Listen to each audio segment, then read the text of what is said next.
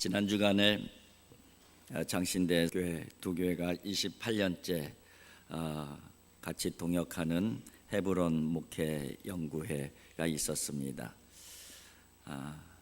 그 최고의 강사들을 모셔서 정말 오지에서 목회하시는 전도사님, 담임 전사님들이죠. 목사님들은 잘 가지 않는 아주 오지에서 목회하시는 분들 모셔다가 좋은 강의도 듣게 하시고 또 쉼도 갖게 하시고 충전도 갖게 하는 그런 시간들입니다. 강사분 중에서 한 분이 신은경 전 아나운서가 강사로 오셨습니다. 아마 80년대 KBS 최고의 아나운서, 아마 80년대 최고의 아나운서 하면은 아마 신은경 아나운서였을 거예요. 그래서 뭐 한 40대, 50대 이후의 분들은 누구인지 잘 아시는 분인데 그분이 오셔서 강의를 해주셨는데 그런 그 얘기를 해요. 자기는 원래 그렇게 쾌활하고 이렇게 뭐든지 잘하고 그런 그 스타일의 사람이 아니었다고. 그러면서 중학교 2학년 때 아버님이 돌아가신 이후로 더 갈등과 방황의 삶을 살았다고 합니다. 늘 마음 가운데는 열등감과 패배감에 그렇게 사로잡혀 있었기 때문에 학교에 가서도 뭐 공부가 그렇게 흥미 있는 것도 아니고 다른 일들이나 하고 마음 안에는 항상 열등감, 패배감 가운데 사로잡혀서 그렇게 중고등학교를 다녔다고 얘기를 합니다. 그런데 고등학교 2학년 다니던 어느 날 국어 선생님, 무섭기로 그 학교에서 무섭기로 소문난 국어 선생님이 갑자기 수업 시간에 신은경 앞으로 좀 나와봐. 그래서 앞에 세워놓고선 국어책을 주고선 한번 읽어봐. 그래서 그 반 학생들 있는 데서 선생님이 보는 앞에서 그 국어책을 읽어 내려갔다고 합니다. 그 무서운 선생님께서 또 무슨 말을 하실까 아마 이런 염려도 있었겠죠. 근데 그 선생님이 그 반 아이들 향해서 이렇게 얘기하더라는 거예요. 여러분 어때요? 참 듣기 좋죠. 여러분 어때요? 참 듣기 좋죠. 그렇게 이 반 학생들 앞에서 막 칭찬을. 그때 굉장히 당황스럽기도 하고 기쁘기도 하고 이 칭찬에 정말 느닷없는 칭찬이죠. 깜짝 놀랐다고 합니다. 열등감과 패배감에 시달리던 그였는데 그런 자기에게 개인적으로 얘기하는 것도 아니고 아이들이 다 있는 데서 자기를 칭찬하더라는 거예요. 그러면서 신은경 너 아나운서 한번 해봐. 그러면서 그 선생님께서 방송반이 따로 없었는데 이 신은경이라고 하는 이 학생을 교내 행사 때에 행사 사회자로 선생님이 세워주시고 또 체육대회 같은 거 있게 되면은 체육대회 장례 아나운서도 그 선생님이 주선해서 세워주시고 그렇게 이 마이크에 이 재미를 들게 하셨다. 그래서 그 선생님 때문에 열등감과 패배감 가운데 웅크리고 살던 그 한 소녀가 당대 80년대 최고의 아나운서가 되었다고 고백을 하고 간증을 하고 있었던 것이죠. 참 선생님의 역할이 중요한 것 같아요.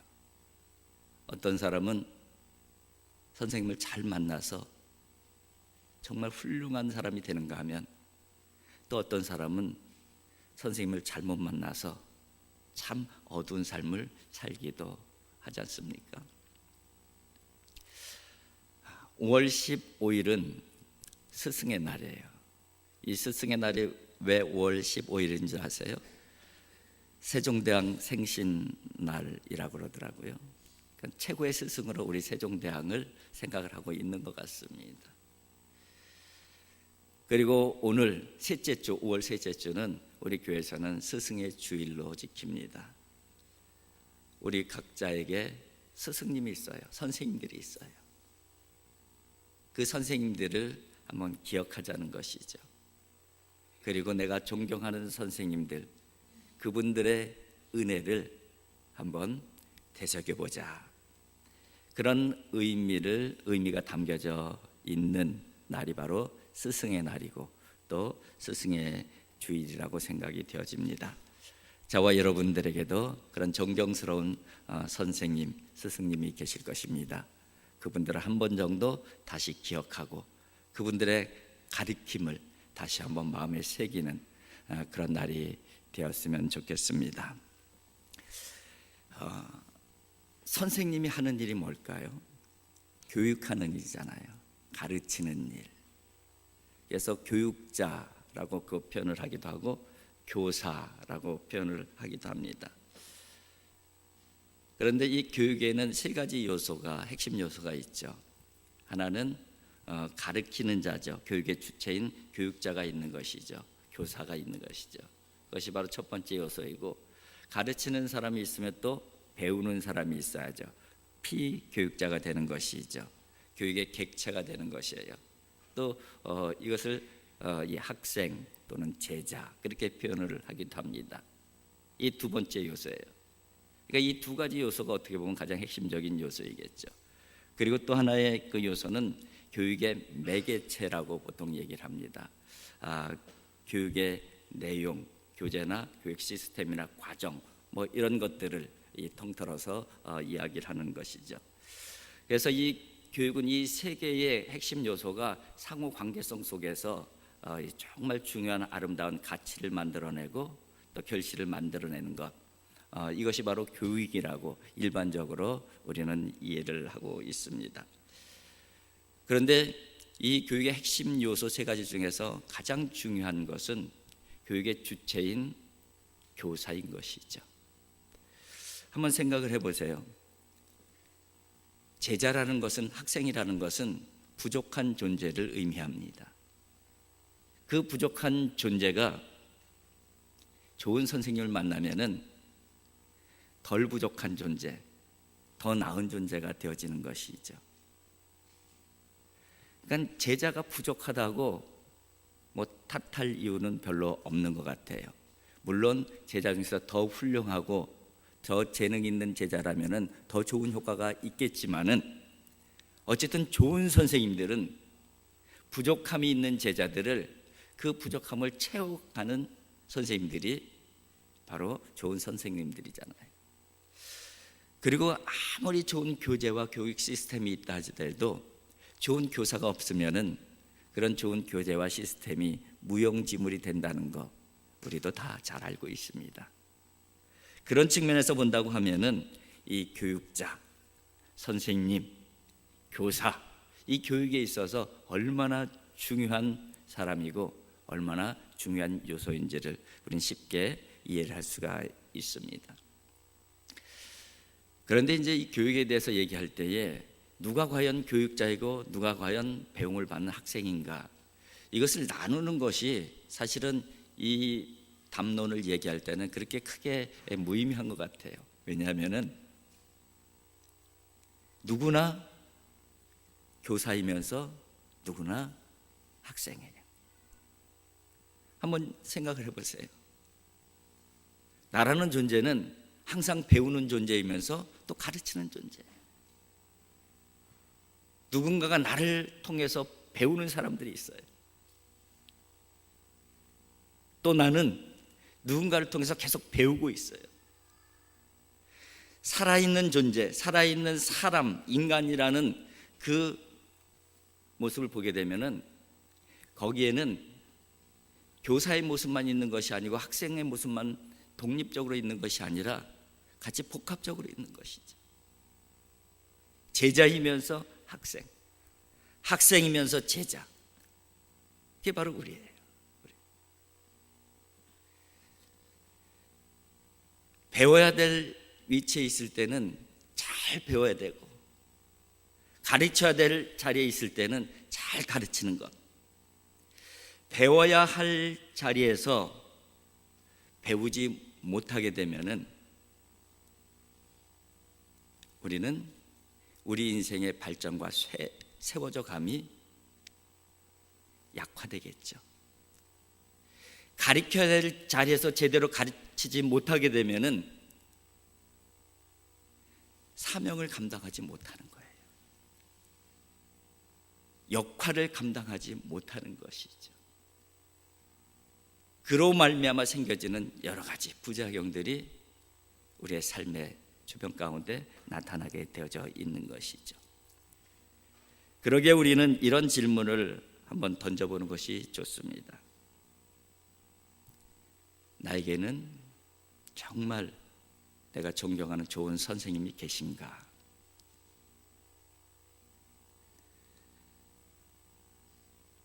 좋은 선생님이 계셔야 돼요. 누구든 막론하고 그 사람에게만 뭐가 있어요? 성장과 성숙이 있어요. 또 이런 질문을 해야 되죠. 나는 좋은 선생님인가? 나는 정말 누구에게 좋은 선생님으로 자격이 있는가? 이 질문도 한번 던져봐야 될 것입니다. 이 질문에 대해서 긍정적인 답변을 할 수 있다면은 그러면 세워감의 역사를 만들어가는 사명자로 우리는 지금 살아가고 있는 거예요. 자, 이제 서론은 그만 얘기하고 서론을 장하게 말씀을 드렸죠. 우리 본문으로 돌아와서 한번 본문을 한번 보겠습니다. 본문 28절을 같이 한번 읽어보겠습니다. 우리가 그를 전파하여 각 사람을 권하고 모든 지혜로 각 사람을 가르침은 각 사람을 그리스도 안에서 완전한 자로 세우려 함이니. 아멘. 요 한 말씀 가운데 교육에 대한 말씀이 담겨져 있어요. 특별히 신앙교육, 특별히 교회교육.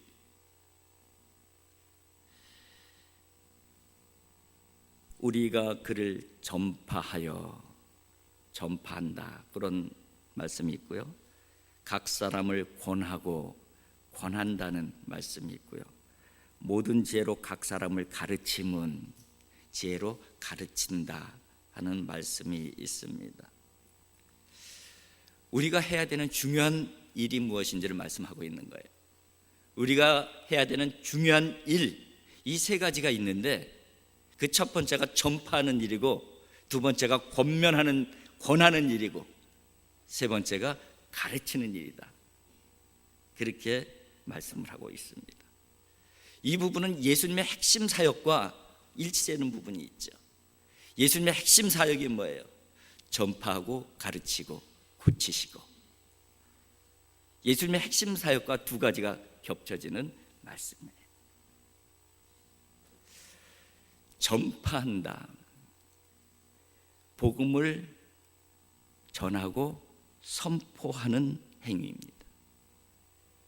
구약에서 이 전파하는 일을 주로 감당한 사람들은 선지자들이에요. 전파하고 선포한 것이죠. 뭐를? 하나님께서 주신 계시의 말씀을. 그리고 신약에서 초대교회 성도들이 오순절 성령 강림 이후에 계속해서 하나님 나라 예수 그리스도를 전파하며 다녔어요.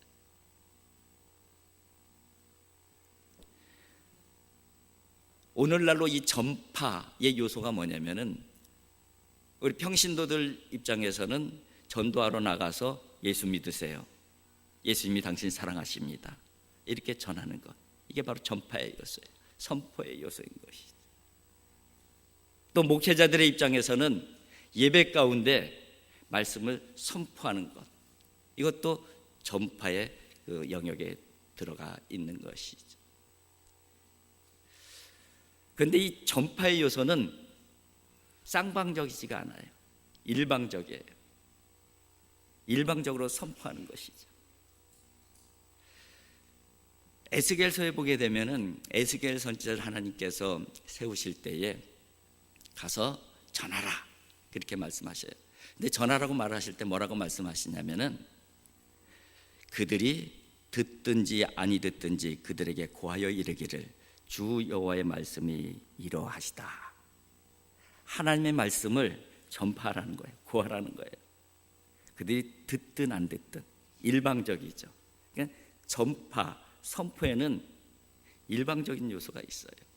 듣든 안 듣든 무조건 선포하는 거예요. 무조건 전하는 거예요. 그런데 이 부분을 보게 되면은 씨 뿌리는 비유를 통해서도 그대로 드러나요. 씨를 뿌리는 사람이 있습니다.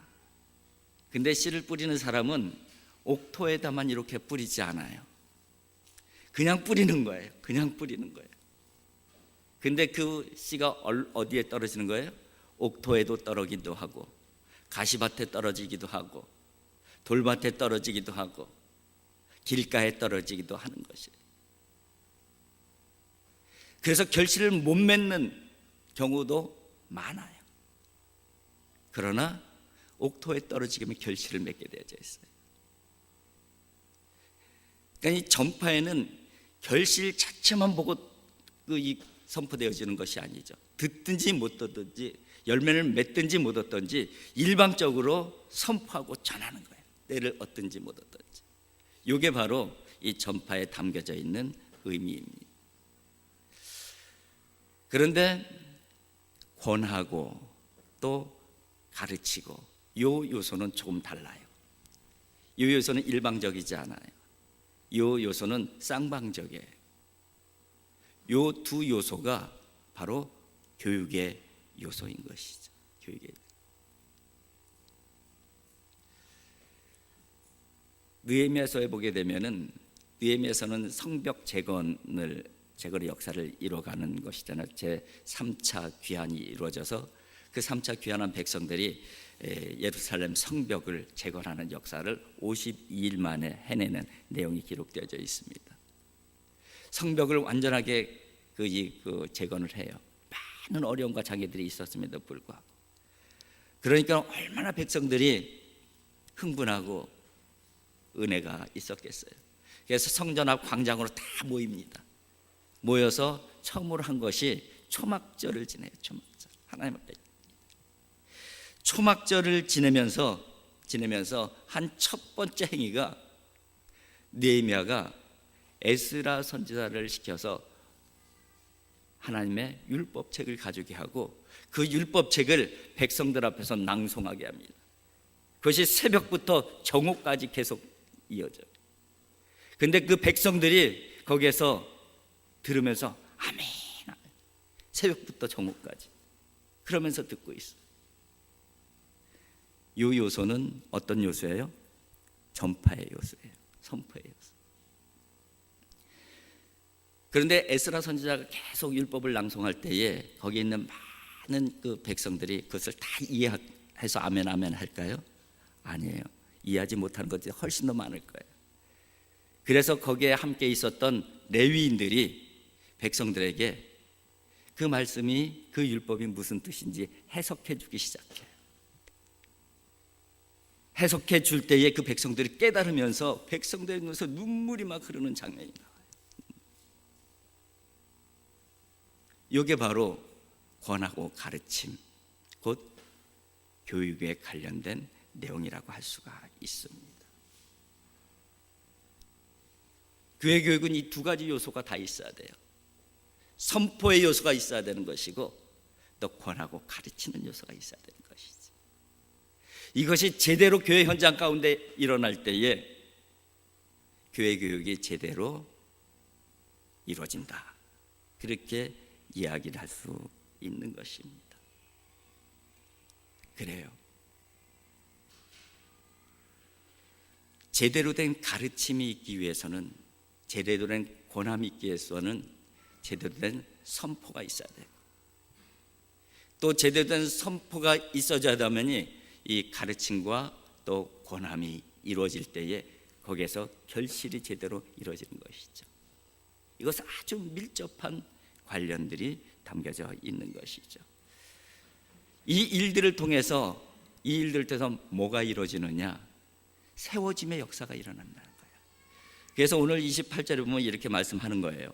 우리가 그를 전파하여 각 사람을 권하고 모든 지혜로 각 사람을 가르침은 각 사람을 그리스도 안에서 완전한 자로 세우려 함이니. 목적이 뭐예요? 그리스도 안에서 완전한 자로 세우는 것, 그것이 바로 교회 교육의 목적이에요. 그리스도 안에서 완전한 자로 세워가는 것, 이게 바로 교사가 할 일이고, 이것이 바로 가르치는 자의 자리에 있는 사람들이 해야 될 일인 것이죠. 사도 바울도 내가 이 일을 위해서 힘을 다해서 수고한다, 그렇게 고백을 하고 있어요. 그것이 바로 이어지는 말씀이죠. 이를 위하여 나도 내 속에서 능력으로 역사하시는 이의 역사를 따라 힘을 다하여 수고하노라. 사도 바울은 전파자이면서 동시에 교육자예요. 계속 복음을 선포하고 전하고 다녔죠. 그리고 교회가 세워지게 되면은 그 교회에서 목회를 했어요. 그게 뭐예요? 권하고 가르치는 일, 교육하는 일. 그 과정을 통해서 뭐가 만들어지는 거예요? 그리스도인이 만들어지는 거예요. 안디옥 교회의 역사가 그렇잖아요. 안디옥. 바울과 바나바가 함께 이뤄가고 흩어진 성도들이 선포한 그 복음의 역사를 통해서 교회가 만들어지고, 그 교회에 와서 바나바가 권면하면서 잘 키워요. 그리고 지식이 부족해서 사도 바울을 데려다 같이 또 목회를 했을 때에, 그때 비로소 사람들이 안디옥 교회 교인들을 보면서 그리스도인이다, 그렇게 말했다고 성경은 기록을 하고 있습니다. 바로 이 일을 하나님께서 우리들에게 맡겨주셨고, 이 일을 우리가 잘 감당해 나갈 때에 우리 교회에서 어떤 역사가 일어나는 거예요? 그리스도 안에서 온전한 사람으로 세워져가는 세워짐의 역사가 일어나는 것이죠. 저와 여러분들이 이 일을 잘 감당할 수 있는 하나님의 사람들, 참된 교사들이 되어질 수 있기를 주님의 이름으로 축복을 드립니다. 그럼 사도 바울의 스승님은 누구일까요? 사도 바울의 스승님은 생각해 보면은 예수님이에요. 예수님께서 사도 바울을 만나 주시잖아요. 다메섹 도상에서 예수님께서 사도 바울을 만나 주셔요. 그리고 그를 완전히 마음을 바꿔버립니다. 그리고선 어디로 보내냐면은 아라비아 광야로 보내셔요. 그것이 갈라디아서 1장 17절에 보면 이렇게 기록이 되어져 있습니다. 나보다 먼저 사도된 자들을 만나려고 예루살렘으로 가지 아니하고 아라비아로 갔다가 다시 다메섹으로 돌아갔노라. 사도 바울의 고백이에요. 예수님을 만난 다음에 나보다 먼저 된 사도들을 만나려고 예루살렘으로 먼저 가지 않았대요. 어디로 갔어요? 아라비아 광야로 들어갔다. 주님께서 그쪽으로 인도하셨겠죠. 주님께서 세상과 단절을 시키셨어요. 그 광야에서 3년을 지내게 합니다.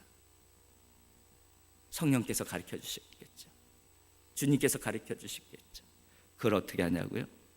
사도 바울의 서신서를 보면은 예수 그리스도의 사상, 예수 그리스도의 정신, 예수 그리스도의 십자가의 정신을 가장 완벽하게 이해하고 있는 사람이 사도 바울이라는 것을 쉽게 발견할 수가 있어요. 사도 바울은 예수님과 동거동락한 제자가 아니에요.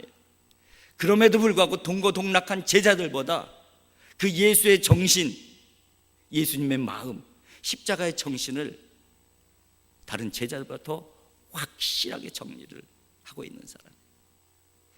누가 가르쳐 주셨겠어요? 주님께서 가르쳐 주셨겠죠.